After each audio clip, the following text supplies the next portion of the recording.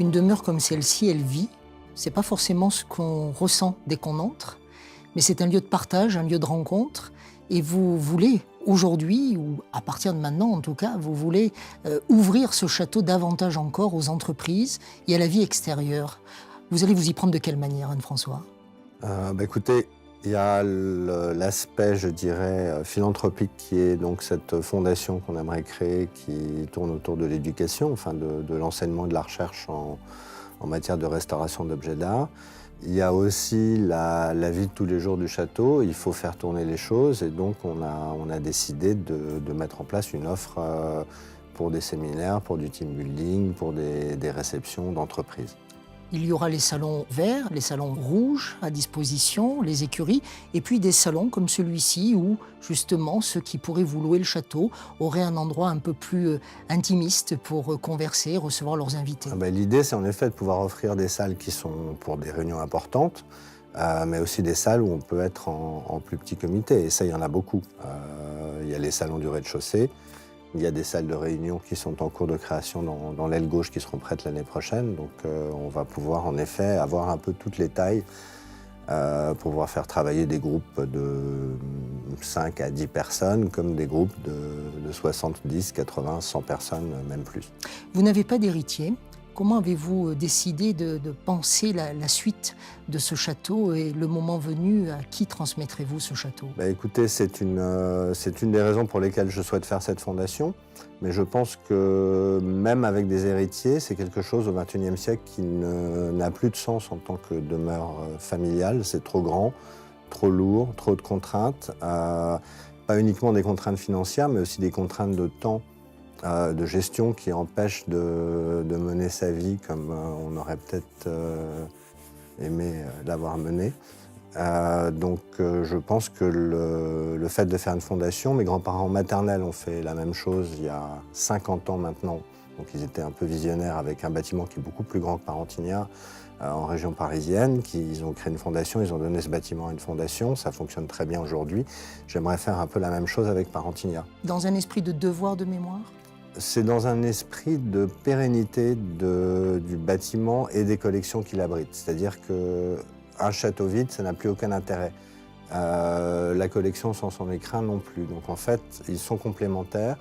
Et de créer une fondation qui fonctionne avec un objet qui est suffisamment large pour pouvoir changer dans le temps si les intérêts changent, si les sources de financement changent, ça permet de garder l'écrin et le contenu ensemble pour une grande durée, ce qui ne serait pas possible avec des héritiers. Écrin et contenu ensemble pour les prochaines décennies, c'est aussi l'enjeu de la taillerie de pierre de Royat. La municipalité de Royat et son maire, Marcel Aledo, ont décidé d'aller dans ce sens. On part pour Royat.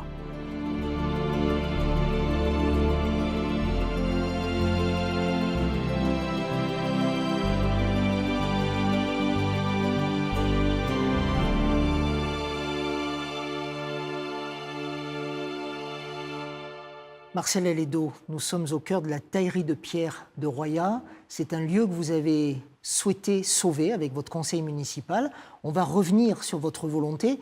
Parlez-nous de toutes ces pierres qui nous entourent.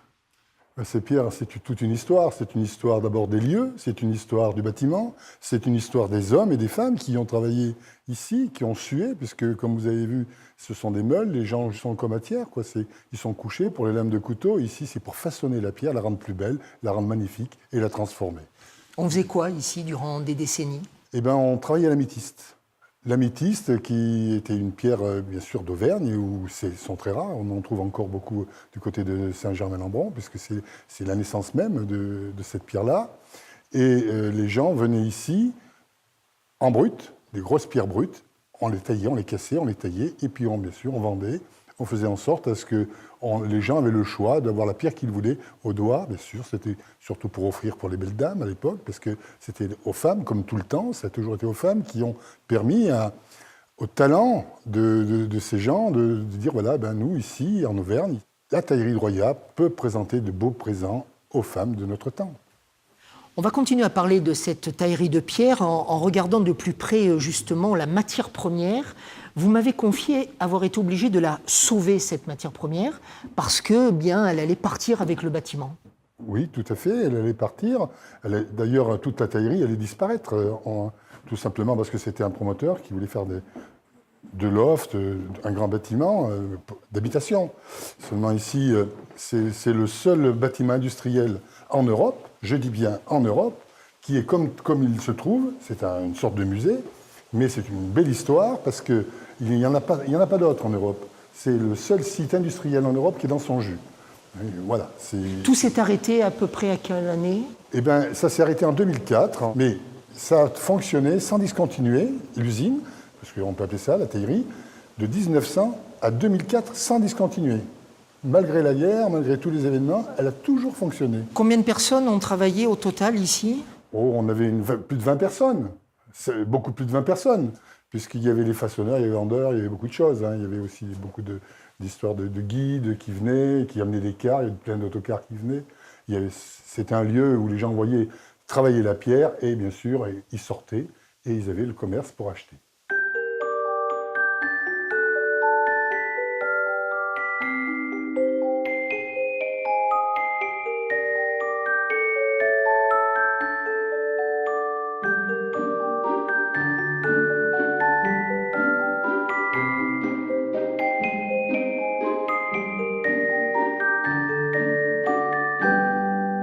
Marcel Aledo, ce lieu désormais appartient à la ville de Royat.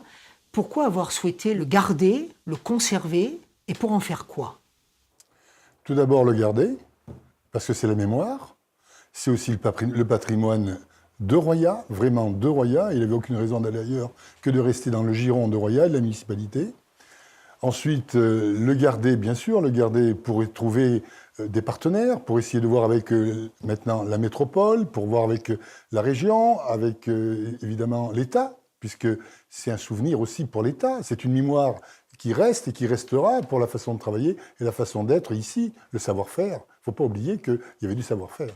Pour en faire quoi? Ah, pour en faire quoi? Là, c'est une grande question. C'est même une interrogation.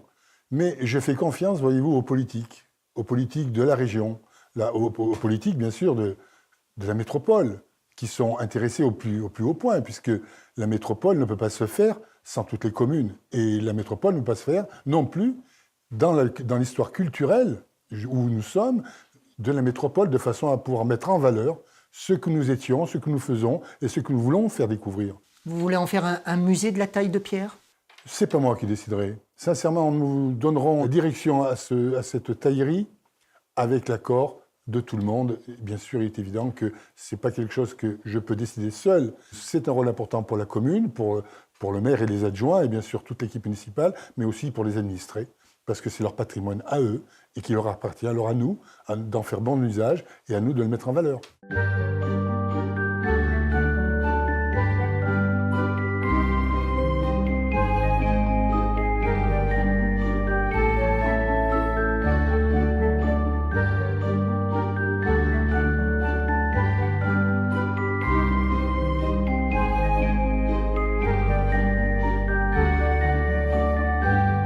Marcel Aledo, dans le cadre de la transmission, où est la valeur de l'exemple précisément dans ce que vous avez entrepris avec les autres conseillers municipaux?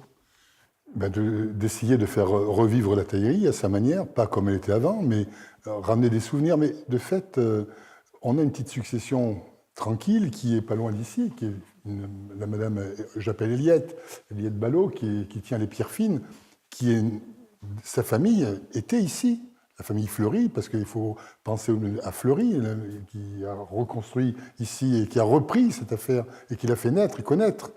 Mais elle fait un travail extraordinaire sur la pierre, sur la métiste. Et en quoi est-ce important pour vous, en tant qu'élu, de concourir précisément à transmettre un patrimoine et un savoir-faire? Mais c'est important.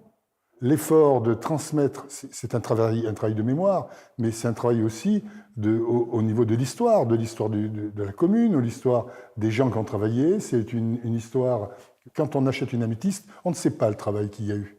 On ne sait pas ce qu'ont transpiré les gens qui ont façonné ces pierres, qui les ont montées pour les sertir, et tout le travail qu'il a fallu faire, quoi. Et ce travail, il ne doit pas être oublié. Vous savez, c'est un petit peu comme les mineurs quand ils allaient chercher le charbon. Maintenant, c'est bien simple, mais quand même, il fallait y aller. Comme ici, il fallait le faire.